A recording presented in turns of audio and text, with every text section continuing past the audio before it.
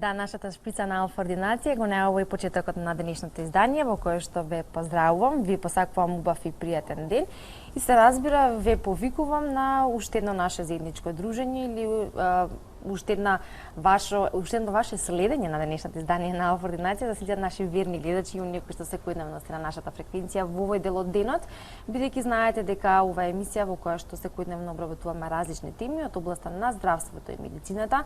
Ги слушаме понекогаш најчесто и вашите предлози или она што најмногу ви интересира, но истовремено го пратиме и она што е актуелно, но и она што е често и за што би требало да се зборува и повеќе да се информира, бидејќи знаеме дека едукацијата и информираноста се меѓу првите неколку важни работи кои што не насочуваат кон вистински или прави одлуки, особено кога зборуваме за оние превентивни мерки или за превентивните прегледи кои што треба да бидат континуирани, чести, без никакви симптоми, но сепак она на кое што алармираат докторите и сите оние стручни лица кои што доаѓаат во алфа ординација се разбира следење на нашата состојба, бидејќи како велиме подобро е нешто да спречиме отколку подоцна да го лечиме. Тоа е генерално она за кое што ние секојдневно се бориме или она што секојдневно го правиме, а денеска пак ќе обработиме на тема која што не сме ја зборувале досега. Ќе зборуваме за тоа како изгледа негата и терапијата кај пациенти со мускулна дистрофија. Ова е исто така една важна тема за која што би требале да зборуваме, но исто така во текот на денешната емисија ќе информираме и за еден настан кој што се подготвува токму за подигнувањето на свеста кај јавноста за ваквите пациенти. Повеќе за тоа што значи мускулната дистрофија, што представува, кои се знаците и уште неколку точки од денешниот концепт ќе ги обработиме во продолжение. Се разбира, доколку имате прашања на оваа тема, телефонските линии и денеска ќе бидат отворени. А во алфа ординација за прв пат на оваа тема се разбира ми доаѓа доктор Наталија Ангелкова, специјалист педијатар и невролог од болницата Џибаден Сестина. Добар ден за вас, доктор Наталија, и добро дојдовте кај нас во нашата ординација. Благодарам на поканата. Ќе зборуваме за негата и терапијата на пациенти со мускулна дистрофија, така ја насловивме темата, но ние и повеќе од тоа се разбира ќе кажеме. Воведно би било добро да поопшто кажеме што всушност представува мускулна дистрофија, а понатака и подетално ќе објасниме. Значи, еве во тек на месецот септември, кој и меѓународно е означен како месец за подигање на свеста, односно за поголемо информирање за мускулните дистрофии во јавноста, зборуваме за една група заболувања која што ја опфаќа, да кажеме, мускулната активност, односно положбата на телото во просторот. Се работи за група болести, што значи генетски условени пореметувања во градбата и функцијата на мускулите. Примарно се засегнати скелетните мускули, примарно се засегнати срцевиот мускул, респираторната мускулатура, а кај некои од овие болести, во зависност од генетската предиспозиција, може да бидат засегнати и други органи и системи. За среќа, спаѓаат во ретките болести, бидејќи сите тие водат кон извесен степен на попреченост, некои уште во раното детство, некои понатаму во животот. Затоа и ние педијатрите најчесто се сретнуваме со овие болести, педијатрите и семејните лекари, нели? И практично ги згрижуваме пациентите во рана возраст со ваквите заболувања. Важно е да се истакне препознавањето на овие болести во раната возраст, да се пристапи кон некаков дефицит во моторната активност, за да се препозна и понатаму се оди кон дефинитивно диагностицирање. Во прилог на тоа, може би најдобро би можеле да кажеме следењето на децата што веќе се води во развојните советувалишта, нели? Ние сите децата ги следиме во развојните советувалишта во однос на општото здравје, во однос на имунизациите, во однос на општиот развој, нели?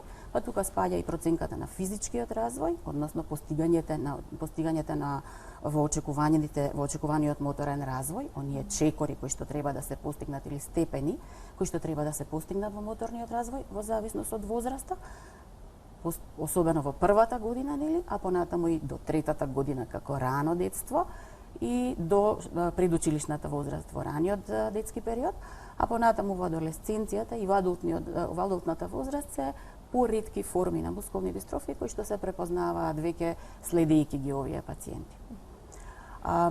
Болестите се генетски условени, ретки во смисол на тоа дека е најчестата форма на мускулни дистрофии или дишеновата мускулна дистрофија е X врзана наследна болест, што значи дека носители се женските индивидуи, а машките деца заболуваат од оваа болест.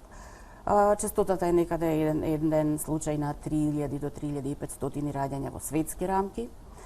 Тоа би значило дека во наши услови би очекувале да имаме некаде 5 до 7 нови случаи во тек на годината откриени, сметајќи го бројот на раѓања во нашата популација или во нашата земја. Добро е што нашиот здравствен систем е така организиран да сите деца од новородени па понатаму гравитираат во пред се педиатриските ординации нели како матични лекари и во кај семејните лекари, каде што следењето на развојот е од најрана возраст и уште тогаш може да се постави сомнение за вакво нешто. Останатите форми на мускулна дистрофија кои што се поретки, кои што ги засегаат и другите органи и системи, се покомплексни болести и тие се подобро клинички следени и се приметуваат, односно се диагностицираат уште на раѓање или во првите денови по раѓањето. Имаат покомплексен пристап, имаат навистина конзилијарен третман од сите области во педиатријата, па и од интензивната нега на овие болести и тие сепак се следат во болнички услови. Ајде да кажеме дека тоа се пациенти кои што имаат потреба и од следење во здравствените институции, меѓутоа имаат потреба и потреба од подкрепа и во социјална сфера, значи во јавните институции каде што имаат пристап, во градинките, во училиштата и така натаму, така да низ нивното следење и лекување потребно е да ги обезбедиме и овие услови за добар квалитет на живот. Да.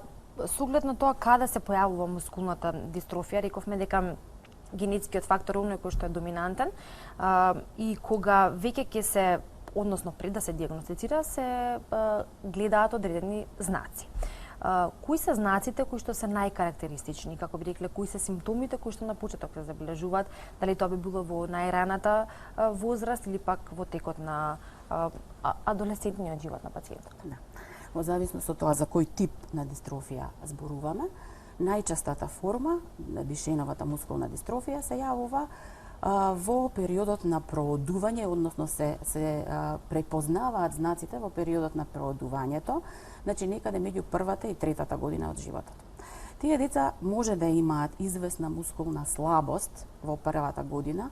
Постигнувањето на седењето кај едно доенче се очекува нормално да се постигне во 6-тиот, 7-миот месец, зборуваме за доносените деца, кај прематурните тоа би го одложиле во однос на нивната гестацијска возраст. Значи дека до 8-миот месец најдоцна би очекувале едно доенче да постигне самостојно седење. Исправување или вертикализација 10-тиот месец најдоцна да кажеме и проодувањето некаде до 18-тиот месец возраст, значи до 1,5 година. Се што сметаме дека одстапува од овие постигања моторни, а тоа значи дека може би има известна нестабилност при седењето. Не успеваме да постигнеме добра вертикализација и седење, односно и пружање по предметите во околината и добра рамнотежа, односно добра положба на телото во просторот, нестабилно одење или некоја несигурност при одењето би можела да значи одстапување во моторна сфера и би требало да обрнеме внимание на тоа. Тоа значи дека во понатамошниот период да го следиме проодувањето и доколку до 18-тиот месец немаме самостојно проодување, веќе да сметаме дека има одстапување. Во целиот овој период, додека ги забележуваме овие одстапувања, секако педиатрите алармираат доколку сметаат дека има одстапување и консултацијата понатамошна би била од матичниот педиатар или семејниот лекар, следен чекор би бил педиатар кој што се бави со развојна проблематика, односно педиатар детски невролог. Тоа значи, во нашата земја имаме советувалишта, развојни советувалишта при клиниката за детски болести, при поликлиниката Битпазар, во болницата во Битола, а еве сега и во нашата болница, развивајќи го невролошкиот дел од педиатриската служба, Исто така имаме развојно советувалиште во однос на постигањата на доенчињата и малите деца во развојниот период. Забелишката дека подстои отстапување во развојот е важно да понатаму се проследи во развојните советувалишта за да најрано успееме да ги детектираме отстапувањата и да интервенираме. Некогаш интервенираме и пред да имаме диагноза. Што значи тоа? Рана интервенција значи помош уште веднаш кога имаме проблем на начин кој што ќе поттикне моторна активност која што е возможна да го научиме доенчето како треба да се постигаат овие чекори во развојниот период, а да при тоа и малото дете се разбира, а да при тоа ја бараме причината за овие отстапувања. Она што ќе го забележиме кај мускулните дистрофии, дека во тој период може би има мали задоцнување и отстапување во моториката, но значајно е што до третата година веќе се појавува потешкотија во качувањето по скали, замор при подолги патеки, децата бараат да се земат во раце, одбиваат да се качуваат на скали, ги немаат оние активности што вообичаено ги сакаат децата до 3 години, скокање на трамболина, активности кои што се поврзани со брза моторика и со спретност, и тука веќе поставуваме сомнение за такво нешто. Иако во третата година негде мускулните дистрофии, барем најчестата мускулна дистрофија на Дюшен, се диагностицира меѓу третата и петата година, сомнението поставено и до третата година и еден едноставен лабораториски тест може да ни диференцира дали се работи за примерно моторен дефицит и да одиме во правец на истражување на мускулни дистрофии, односно примерно мускулни болести или невромускулни периферни, или пак имаме глобално задоцнување во развојот, каде што детето има задоцнување во моториката, меѓутоа и во когнитивна сфера, и во говор, и во тој правец би се упатиле на поинакви испитувања кои што би ни укажувале на централно условени проблеми од централниот нервен систем и покомплексни, да кажам, болести кои што би требале да ги имаме диференцирано во развојниот период на овие деца. Да. Значи, рековте од третата до петата година може да се постави една точна диагноза, но и до третата година се следи состојбата од првиот знак доколку се појави и понатака се разбира доколку треба, како што кажавте, и интервенција.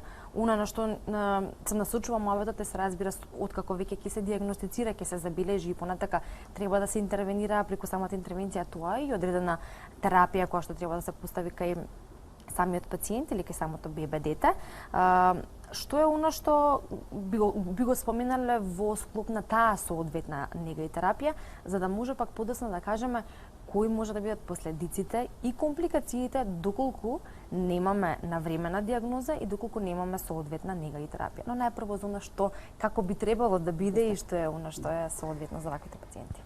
Штом ќе забележиме отстапување во моторните активности и задоцнување во моторниот развој, диагностиката се состои во неколку тестови кои што се изведуваат во болнички услови и во тој правец ќе се исклучи, да кажеме, или потврди пореметена мускулна активност со ангажман на мускулните ензими.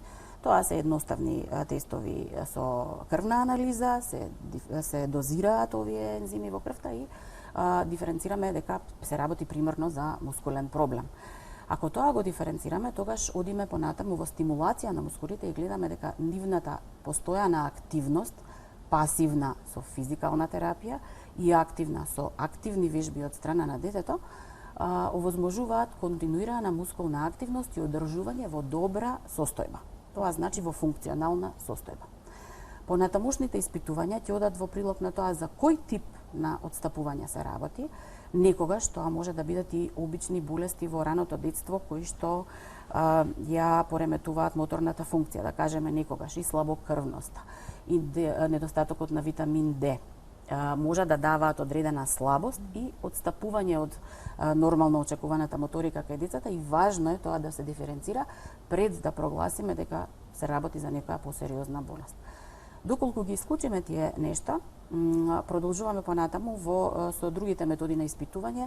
Во педиатријата секогаш се служиме со помалку агресивни начини, што значи електрофизиолошките испитувања, електромиографијата би ја избегнале доколку можеме да направиме поедноставно тестирање, а сега во денешно време ни е достапно генетското испитување кое што ќе покаже точно, ќе утврдиме мутацијата која што предизвикува дефицит во одредените мускулни протеини и заради тоа ќе добиеме веќе целено добиваме за која мутација станува збор и за кој мускулен протеин се работи во одредената ситуација, па така и ќе пристапиме кон негово третирање.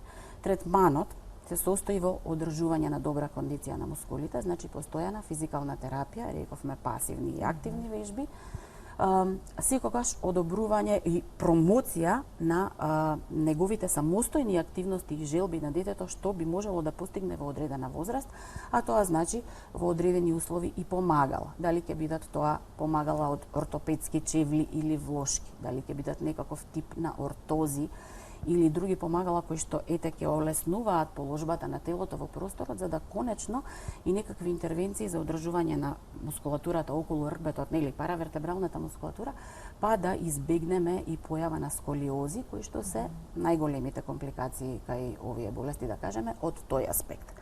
Многу е важно кај поагресивните форми на мускулни дистрофии да обезбедиме одржување на таа постурална положба, исправена положба на телото и самостојна, значи автономна моторика додека е можно. Тоа значи дека во нормалниот моторен развој сите деца имаат една нагорна линија и подобрување на постигањата до некаде 7-та година од животот, кога 7-та, 8-та година, кога постигаат максимум во нивните моторички активности, во смисол на спретност, самостојност, брзина на движење и така. Во тој период, децата со мускулни дистрофии ќе приметиме дека почнуваат да стагнираат или ги губат некои од моторните способности и во таква ситуација, тука треба да се потрудиме да им помогнеме во одржливост на овие функции, а тоа е со овие помагала и со физикалната терапија, како што реков. Понатаму, кога почнува известен степен на ослабување на овие функции, мораме да бидеме внимателни дали сите мускулни групи се активни и дали веќе имаме засегање на респираторната мускулатура, значи дали имаме проблем при дишењето и дали е засегнат срцевиот мускул. Ние тоа го следиме уште од почеток кога ќе ја поставиме дијагнозата на овие болести, но важно е да во овој период, кога настапува едно плато, максимум на овие постигања, направиме добра проценка и направиме прогноза што понатаму со конкретното пациентче, што понатаму ќе понудиме како третман за максимална автономност. Тоа значи максимална самостојност во активностите, добра спретност во сите секојдневни активности, континуирано умерена физичка активност и секако превенција да не бидат засегнати останатите органи и системи. Добро дишење, помош при вентилацијата, односно при искашлувањето со мануелни методи на дренажа или со физикални методи на дренажа, понекогаш има потреба од инхалаторна терапија или дури од машини кои што се подкрепувачки за дишењето и секако проценка ехокардиографски и електрокардиографски и клинички на срцевата активност, дали и срцевиот мускул има некаква слабост во одреден период.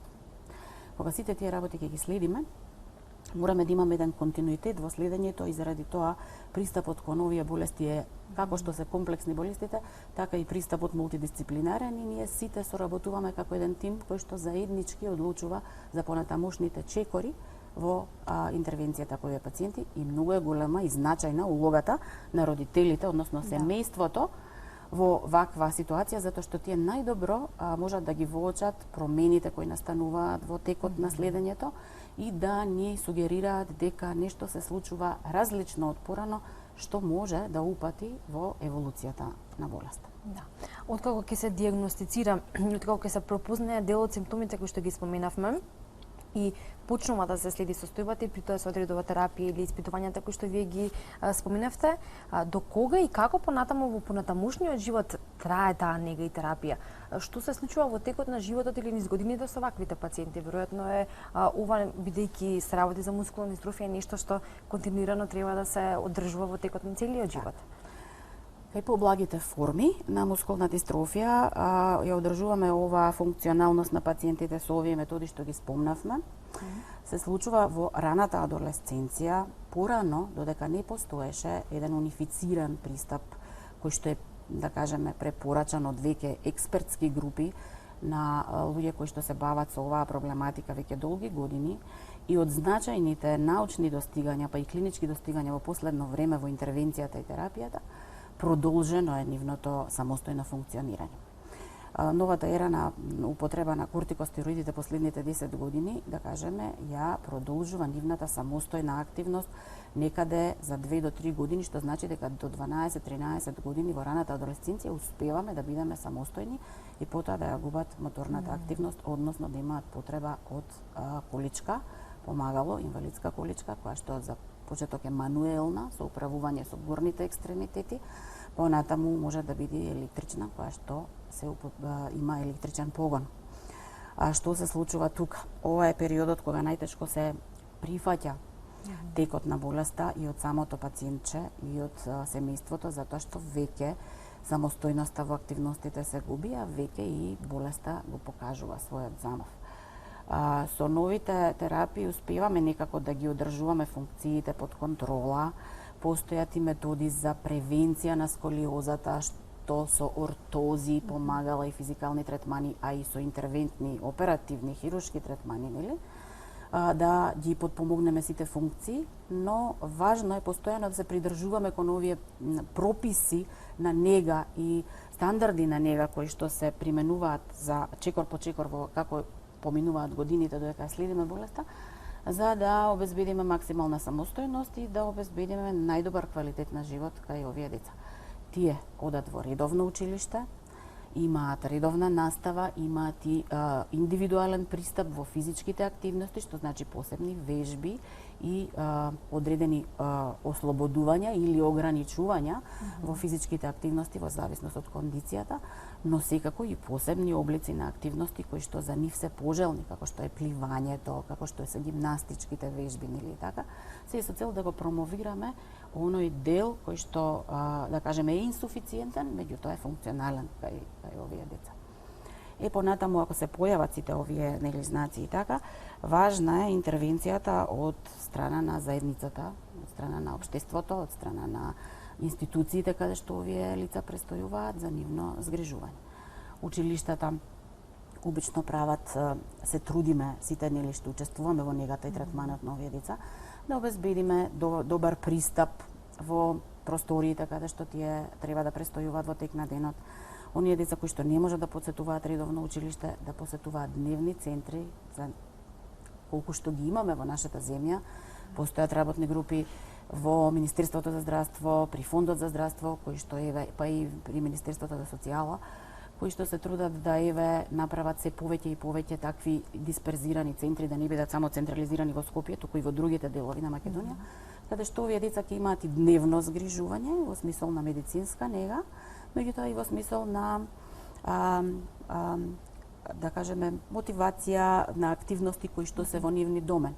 Музика, сликање, некои други вештини кои што се со горните екстремитети, вештини кои што се вербална комуникација, користење на чат групи преку интернет и така, за да имаат и вон училишните активности некаков, да кажеме, квалитетно искористување на времето. Да, повеќе занимации кои што би го одговарале, го исполниле денот со други активности освен училишните. Така е, да. Ние во вториот дел од емисијата ќе позборуваме за токму за тие работи кои што се важни за таквите пациенти, но истовремено и тоа колку е важно подигнувањето на нивото на свесност кај јавноста, кај општеството и прифаќањето и сваќањето на значењето на ваквата болест мускулна дистрофија. Тоа е еден психолошки момент со кој што се соочуваат не само пациентите, туку и нивните најблиски, пред се нивните родители, и тоа е другата страна, покрај тешкотијата која што има ваквата болест, другата страна е тој психолошки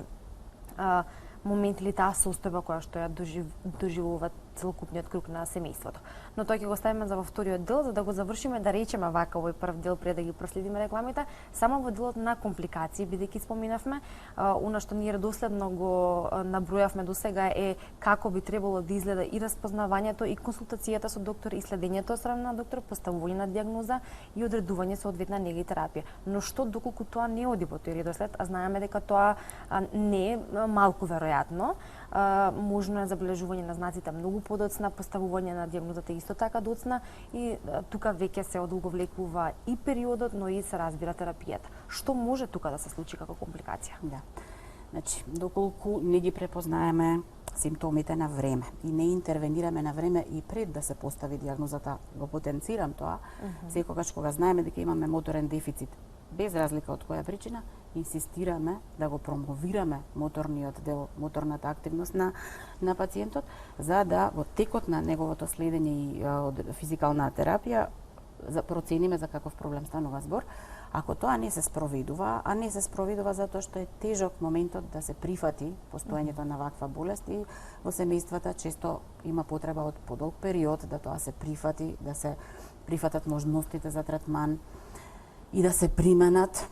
Некогаш и достапноста некаде во некои предели не е ни достапна така лесно физикалната терапија или пак другите, да кажеме, методи кои што се потребни во следење. Примената на медикаментозниот третман, постои отпор меѓу популацијата, во членовите на семејствата кај родителите за примена на кортикостероидите како терапија, кои што имаат свој позитивен ефект во навременото давање и навременото лекување на овие пациенти, имаат и своји нус ефекти. Плашејќи се од нус ефектите некогаш не се применуваат. Наша задача е да тоа добро го објасниме уште пред почетокот на терапијата како би соработувале со семејството и на тој начин би објасниле која е користа од терапијата и како најлесно би се справиле со нус ефектите од лековите за да не настанат компликации. Неприменувањето на терапијата би значило дека рано ќе настанат контрактури, вкочанетост на зглобовите, невозможност за активност уште повеќе и прогресијата на болеста би била многу побрза. Што значи и мобилноста би настапила многу порано во раната училишна возраст. И мобилноста едно е со долните екстремитети, меѓутоа и горните екстремитети кога не се функционални, тогаш имаме навистина личност која што е комплетно зависна од околината, пациент кој што мора да има комплетно 24 часовна нега и придружба од страна на семејството, на родителите или на медицински персонал, што ја тежнува и неговата состојба, се разбира и е отежнувачка во вклопувањето на ваквите пациенти во здравствениот систем, сметајќи дека треба да обезбедиме место за палијативен третман на ваков пациент, кој што во моментот во наши услови практично е во институциите како што се болниците, клиниката за детски болести или болницата во Козле, меѓутоа тоа не се вистински институции за третман на вакви пациенти. Палијативната нега би подразбирала дневни престои за вакви пациенти, каде што тие ќе имаат одредени третмани во тек на денот, кои што ќе имаат, да кажеме, згрижување и медицинска нега, меѓутоа не би изискувале активна медицинска терапија, излекувачки третмани кои што се агресивни при одредени болести и така. Така да, многу компликации настануваат доколку не се придржуваме за овие стандарди за нега и терапија и конечно многу ран завршеток на животот во имобилност, респираторна инсуфициенција, потешкотии во дишењето и завршување на респираторна машина или ослабување на срцевиот мускул и конечно рана смртност и поради тоа. Она што е важно, ако се придржуваме на овие светски препораки за стандардите за нега и терапија, обезбедуваме добар квалитет на живот кај овие пациенти, долготрајност и автономна активност, се затоа што во последно време веќе се најавуваат и настанува револуција во третманот на невромускулните болести во смисол на генската терапија, иновативните терапии, кои што се на повидок, не толку брзо, меѓутоа во наредните децении можеби ќе имаме веќе навистина интервентни терапии кои што многу значајно ќе го менуваат текот на овие болести и додека стигнеме до тоа, важно е да со постоечките можности овие пациенти ги одржуваме во максимална функционалност. Да.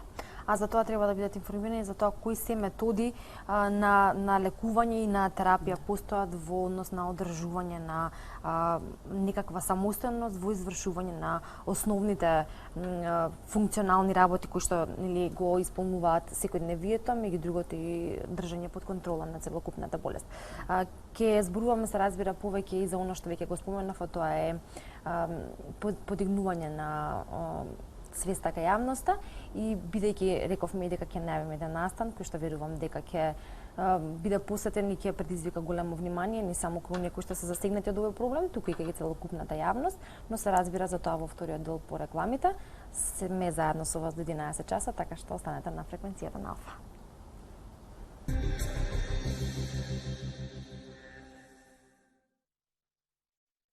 Продолжуваме со денешната тема во Алфа ординација, за оние кои што во моментов се уклучуваат и подоцна се вклучуваат во нашата тема. Нашата денешна тема, како што и можете да прочитате, е нега и терапија на пациенти со мускулна дистрофија. Во првиот дел од емисијата објаснивме што представува мускулната дистрофија, каде се разбира може да се појави и на кој начин се манифестира, истовремено колку е важно да се забележат првите знаци или симптоми кои што ги дава ваквата болест и од страна на специјалистите, педијатрите, но и се разбира од страна на родителите кои што исто така треба да одат на времена консултација. Го акцентиравме моментот на тоа колку е важна навремената диагноза, а понатаму и одредувањето на соодветната нега и терапија и истовремено информираност за тоа кои методи на лекување постојат и важноста на континуитетот во лекувањето. Исто така споменавме и за сериозноста од последиците на ненавремената диагноза и несоодветната или подоцнежна терапија.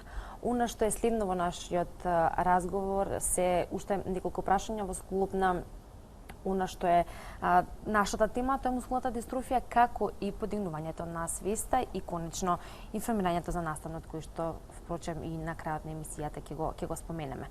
Она што доктор Наталија би сакала да прашам во продолжение од тоа што досега го кажавме и нашите гледачи слушнаа и јас внимателно ве пратев, го споменавме генетскиот фактор кој што е исклучителен, односно многу важен во овој дел, најважен. И кога веќе имаме одредена генетска предиспозиција, тоа може да не се знае, но во случај кога тоа не е познато, дали може некако или на некој начин тоа да го испитаме, а со тоа и да превенираме можност за мускулна дистрофија? Една од главните задачи на медицинскиот тим кој што ги следи овие пациенти е секако учеството и на генетичарот нели во овој тим, особено неговото значење е секако да дадеме генетско советување на семејството каде што имаме оптеретување со генетски условена болест. Што значи тоа? Ако знаеме дека во семејството веќе сме детектирале членови, по поширокото семејство зборуваме, кои што се оптеретени со болеста или сме детектирале носители кои што имале сомнение за ваква работа кај пациентот, а се покажало дека се можеби носители, секако дека во следните бременности кај мајка носител или кај родители, кај рецесивните мускулни дистрофии, кај обата родители, генетско тестирање за одредениот ген кој што се окривува за причина за болеста. Ако тие мутации сме ги детектирале кај родителите, ги испитувајме и кај доенчињата, односно, да кажеме, уште пренатално се испитуваат во тек на бременоста со помош на амниоцентеза, меѓу 12-тата и 18-тата недела, нели, испитување преку амниоцентеза, целено, генетско, молекуларно испитување, кое што ќе детектира постоење, носителство или, да кажеме, потенцијално заболено пациентче од таква плод кој што го носи мутацијата и кој што потенцијално би бил заболен од оваа болест. Тогаш се дава совет со медицински индикации за тоа како понатаму ќе постапиме со ваков плод кој што е носител на болеста или потенцијално заболен. Онаму каде што немаме оптеретување, меѓутоа во бременост која што регуларно се следи, а постојат побавни движења на плодот. Постои помала количина на околуплодова вода или поголемо количество на околуплодова вода или сомнение во растењето на плодот во тек на бременоста, можно е да се направат скрининзи кои што се општи, меѓутоа опфаќаат некои од болестите на развојот и тие скрининзи може да ни укажат дека е потенцијален проблем некоја од овие болести кај плодот, таа понатаму таа бременост подложи на посуптилни испитувања и евентуално детекција молекуларна за некои од болестите кои што известни би биле да се појават. Но генетското советување во семејства каде веќе имаме оптеретување, каде веќе е дијагностицирано дете, посебно еве да кажеме со Дюшен мускулна дистрофија, апсолутно не смееме да дозволиме, наша задача е и обврска е да дадеме генетски совет на семејството да понатамошните бременности бидат планирани и строго одредени во раната возраст, одредена барем испитана мутацијата на дистрофен генот. Би било добро да спомнеме кога веќе кажавме за тоа колкава е улогата на сите стручни лица кои што работат при негата и терапијата и нивната важност кај ваквите пациенти, тогаш и од вашето искуство и од оно на кој ниво сме ние, како е во однос на стручност, спремност или подготвеност и се разбира и информираност од страна на пациентите за да може тоа да функционира онака како што треба за да има позитивни резултати. Да. Токму за тоа се организираат и овие настани и преку медиумите и преку нашите стручни едукации во одредени области на медицината, во наши одредени стручни здруженија, каде се информираме за новостите во третманот на овие пациенти, за новостите во пристапот, во учеството на одредени здравствени профили, така да преку стручните состаноци промовираме активности кои што се пожелни, потребни за понатамошен третман кај овие пациенти. Да кажеме, во однос на едукацијата, веќе постојат субспецијалности и во педиатријата и во неврологијата кои што се бават со овој дел, со овие болести, со оваа проблематика. Меѓутоа и кај колегите физијатри и физиотерапевтите кои што имаат голема улога во одржувањето на нивната функционалност, ортопедите кои што ги следат, да кажеме, одстапувањата и појавата на деформитети, интервенираат и со, да кажеме, со ортопедски помагала и со интервенции, хируршки интервенции, кардиолошките и респираторните, да кажеме, и пулмоналните проблеми исто така се згрижуваат од страна на педиатри, специјалисти во одредени области и понатаму интернисти.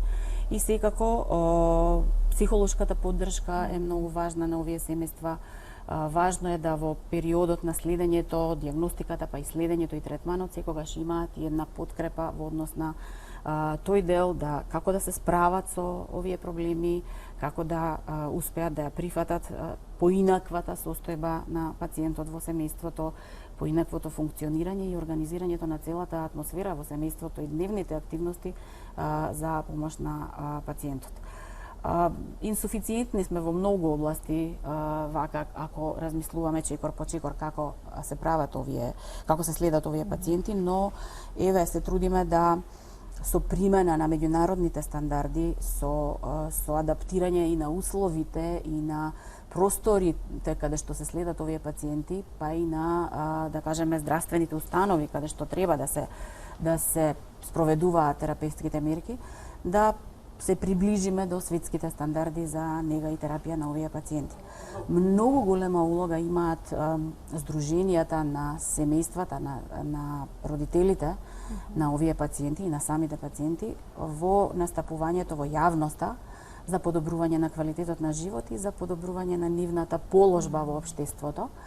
И во последно време успеавме да пред недела дена, минатиот месец, да кажеме, беше месец за зголемување на свеста за спиналната мускулна атрофија, па беше промовиран водичот за стандардите за нега за овие пациенти, кој што е наменет за семејствата и за здравствените работници кои што учествуваат во третман на овие болни. Го издадовме на македонски јазик, тој ќе биде и официјално издаден на страницата, која што е на веб страницата на Меѓународната асоциација за третман на овие пациенти на македонски јазик.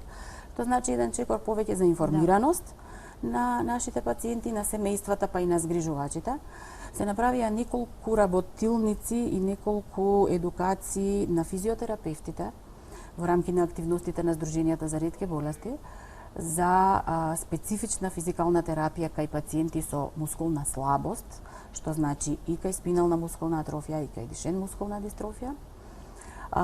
Во нашите секцијски состаноци, стручни состаноци, се обидуваме да ги изнесеме новините кои што се при пристап на овие пациенти, новите третмани, терапиите, препораките за медикаментозен третман И сите тие активности практично од медицински аспект, да кажеме, а од друга страна, од социјален аспект, инклузијата на овие личности во секојдневието, во нивните нормални активности секојдневни, па во училишни, работни, нели, кај адултите, и секако и во вон школските активности.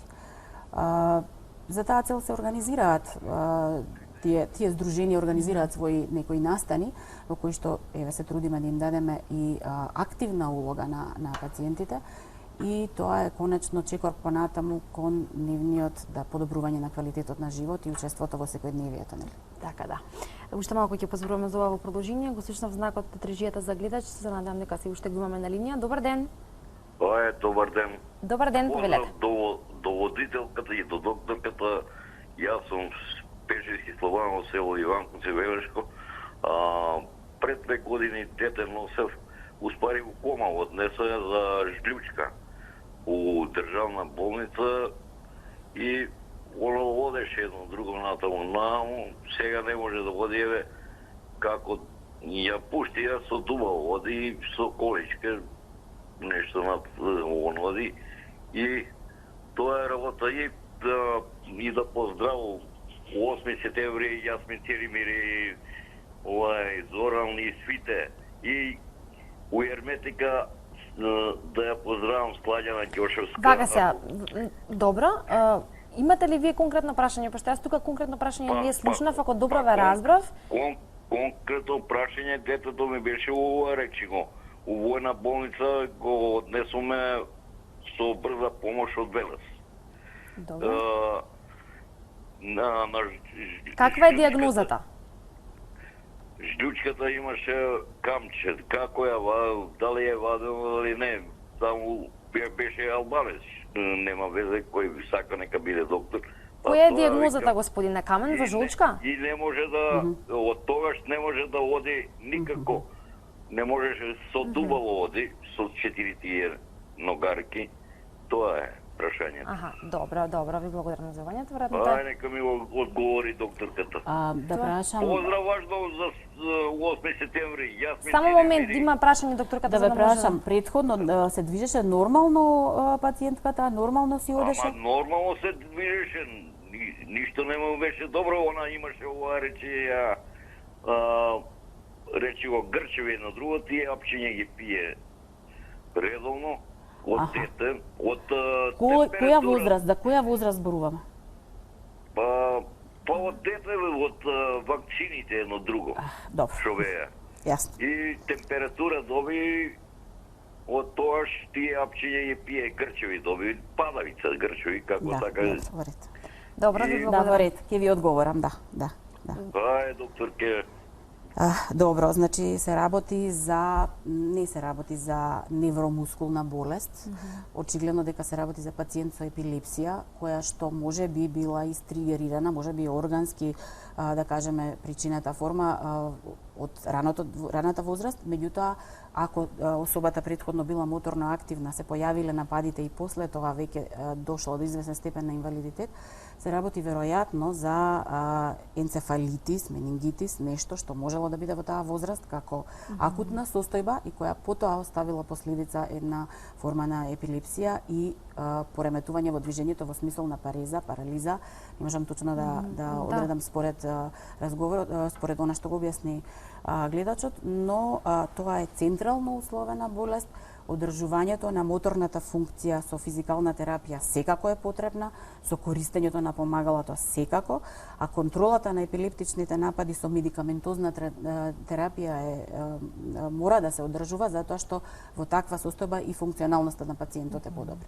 Секако се следи она што е убаво, што во болницата 8 септември има и хидротерапија и има добра физикална терапија организирана и стручна во правец на рехабилитација на овие дефицити, така да мислам дека пациентката била соодветно, комплетно соодветно згрижена и веќе се гледаат резултатите од таква, да кажеме, прилично агресивна болест која што остава последици. Така да. Веројатно и затоа беше благодарен гледачот, па ги поздравуваше докторите, но малку поопширно објаснување, па добро што вие се разбира како доктор го разбравте и можеме да му дадеме соодветен одговор. Имаме следен гледач. Добар ден. ден. Добар ден, повелете. Поздрав до емисијата и до докторката. Едно прашање. Да, повелете. Од веќе пред 2 недели сум на возраст од 69 години. Пред 2 недели ми се појави една мала болка од рамото до лактот на двете раце и сега движењава на рациве десно, многу десно не идат. Значи напред да, едно друго, ама десно и левата и деснава не може. А болкава осеќа како мускулна болка. Значи не сум ни удрен, ни нешто, скршеница немам во коските и така натаму. И сега во мускулите, дали од некоја преклада или што е, да ми објасни докторкава, зашто овие болки во движењава на рациве и осеќам, и ток према грбов кога ги дигам раците. И така, не пијам ништо, немам некоја друга посебна диагноза, едно прашање само, што е со мускуливе, дали од преклада или нешто друго, да ми објасни докторката ако може. Фала многу и пријатно. Добро, јас сум пред педиатриски невролог, но се едно ова е еден, да кажеме, проблем кој што е тековен, нели, и веројатно се работи со оглед на возраста и со оглед на симптомите, веројатно се работи за радикуларна болка, односно болка која што потекна од вратните спиналните нерви кои што излегуваат од вратниот дел на рбетниот столб, веројатно или за спондилоза, или можеби ако не е спондилоза, тогаш можеби и положбена проблематика, несоодветно спиење, изложеност на ладно и така, која што може да предизвика реакција кај овие спинални нерви и да предизвикаат болки во мускулите, секундарно се предизвикани болките во мускулите и ограничена е подвижноста на одредени мускулни групи, како што вели гледачот во рамениот појас и во горните делови на екстремитетите. Малку вежби, малку локално масажа со оние средства кои што ја зголемуваат циркулацијата, да кажеме, и некоја антиинфламаторна едноставна терапија ќе помогне секако. Се приближувам уште малку кон крајот на денешната емисија во контекст на оно што претходно го споменавме и за тоа на што треба и како би требало да работат институциите во поглед на ваквите пациенти, но и од друга страна каква треба да биде поддршката вкупно кај општеството и се разбира оно што е најважно, домашната поддршка на самите родители кај ваквите пациенти исто е особено важна и да не се занемари и фактот дека ваквите пациенти неретко знаат да имаат и одредени психолошки проблеми или да се најдат во таква потешка психолошка состојба која што може да ги доведе во анксиозност, панични напади и слично. Ова го зборувам бидејќи сме имале емисии во кои што сме ги обработувале и овие теми. Неодамна на Алфа имавме една отворена програма и целиот ден го посветивме токму на лицата со попреченост, лица со ретки болести или лица со хендикеп и доста гостувања од страна на председатели на ваквите здруженија кои што сами се разбира лица со хендикеп и се соочуваат со оние проблеми во секојдневието, ако може да кажеме помалку или повеќе, а треба да ги уживаат еднаквите права кои што нели ги имаме сите ние во однос на функционалноста, доколку треба некаде да отидат, да стигнат, да нели едноставно и да имаат пристап секаде и да во секојдневниот живот. Тоа е она за кое што зборуваме кога велиме подигнување на нивото на свесност кај јавноста и пред се тоа произлегува од разбирањето, сваќањето и прифаќањето, а тоа би можело да биде така доколку се разбира сме едуцирани во однос на тоа што претставува мускулната дистрофија, што е она се со кое што се соочуваат ваквите пациенти и колку е важна поддршката која што треба да дадеме сите ние. Ова е дел од она кое што го правите и вие во вашата болница, Џебадем Систина, и ние придонесуваме се разбира за таквата едукација и информираност. Имаме настан кој што треба да го најавиме и во кој што ги повикуваме се разбира нашите гледачи и вие вашите пациенти и следбеници кои што се разбира ги следат и вашите активности и вас како професионалци, доктори и стручни лица од болницата, што е она што се подготвува како настан во склоп на одбележувањето на месецот септември, но се разбира и во однос на подигнувањето на општествената свест кај јавноста. Значи, во нашата болница, нашиот педиатриски тим одлучи овој месец како посветеност на нашите активности за пациентите со мускулна дистрофија да обезбедиме промотивни прегледи од страна на детските невролози, кардиолози и пулмолози да ги опфатиме сите, да кажеме, сфери на засегнатост на овие пациенти и да направиме промотивни прегледи за овие пациенти во тек на овој месец. На крајот на месецот, односно следната недела, на крајот на оваа недела всушност имаме еден стручен состанок за кој што заедно со колегите педиатри, матични педиатри, педиатрите од другите болници, од клиниката за детски болести и од болницата во Козле, ќе имаме заеднички стручен состанок на тема на мускулни дистрофии и медикаментозниот пристап односно третман. А во сабота на 21 септември во Зоолошката градина ќе организираме едно дружење за семејствата и пациентите со мускулни дистрофии со јавни личности кои што се нивни познати личности кои што се дружат со децата и адолесцентите кои што ќе учествуваат во ова, да кажеме, заедничка дружба. Всушност тоа ќе бидат едни организирани моторички активности во рамките на можностите на децата со мускулна дистрофија. Колку се тие во одредени физички активности спретни и моќни да ги изведуваат, се разбира организирано и водено од наша страна, а потоа и едно дружење во смисол на социјализација и препознавање на својата положба, нели, и дека и внесување во атмосферата каде што постојат и други личности со слични проблеми кои се справуваат на различен или сличен начин со својата состојба и својата болест, како би ја запознале атмосферата каде што би се движеле и каде што би функционирале понатаму. Така да ги повикувам семејствата и пациентите навистина да ни се придружат на овој настан. Мислам дека ќе биде корисно и за препознавањето на самите деца и адолесценти во оваа возраст, во својата положба, препознавањето на своите можности и конечно едно прифаќање од заедницата на целата оваа ситуација. Ова е еден настан за поздравување, верувам дека ќе продолжите понатаму со ваквите иницијативи и активности пред се за оние за кои што е тоа најпотребно се разбира. Во конкретниот случај тоа се пациентите со мускулна дистрофија и родителите кои што ја носат и делот тој товар се разбира со себе, но ети во текот на разговорот кажавме побрзото прифаќање, соочување со самата ситуација, превземањето на и самата одговорност кон конкретната ситуација и понатаму соодветната нега и терапија се особено важни во овој дел. Јас верувам, не се сомневам дека овој настан ќе биде навистина успешен, посетен и дека ќе заземе еден добар дел во однос на она што е целта, а тоа е подигнувањето на свеста и верувам дека и со нашето денешно издание успеавме во однос на тоа. Затоа ви благодарам, доктор Наталија, за вашето денешно гостување и за одвоеното време и верувам дека ќе се видиме во некои од нашите следни изданија со друга тема. Благодарам. Тоа беше доктор Наталија Ангелкова, специјалист педијатар, невролог од Аџибадем Систина. Слушнавте за настанот во сабота во Зоолошката градина. Еден настан кој што, како што кажавме, е за поздрав и е особено покана на оние родители и пациенти кои што се соочуваат со овој проблем. Веќе утре имаме нова тема во 10 часот, оние кои што имаат некаков офталмолошки проблем, тогаш може да не следите и утре и ќе позборуваме на уште една тема од областа на офталмологијата. Ви благодарам за денешното внимание, останете со нашата програма и имајте убав ден. Довидување.